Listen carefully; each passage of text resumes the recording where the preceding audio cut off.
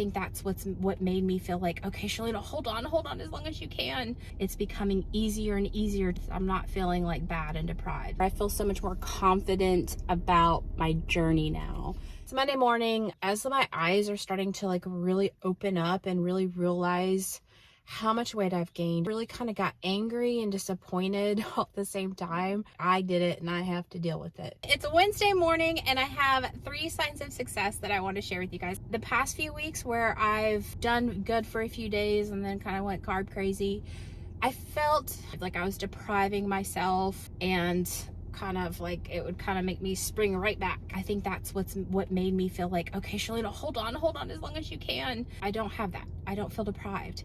And I think it's because my why is so much bigger. This is about myself, sides of myself and growth in myself and becoming this person that I won't see if I don't get myself uncomfortable. I keep saying suffer, but do things that I don't want to do. I have to do that daily. In the past, that's what made me feel so good. I was so just in the right vibration. It was because I was letting myself be uncomfortable so often that I was growing, and I think growth is what makes us happy. I weighed this morning and it's 198, but it didn't get me down. It's not about the scale. This is so much bigger. My why is so much more important. I know that the scale will move eventually because I do still want the scale to move. This perspective is what changed it for me. Watch the video Bad Habits on Inertia Motivation. It's a new channel I started, which is just all of the stuff that I'm learning, which is helping me get to this space. And it's Jordan Peterson. He talks about overcoming bad habits. And he's like, it's a system. You have your trigger where you want something you're craving, and then you satisfy the system. Well, the more you satisfy it, the stronger that thing gets. You have to punish it. He said you have to punish it and not give it what it wants. And the more you don't give it what it wants, the weaker and weaker the system becomes, and it becomes easier. And that's what I'm noticing.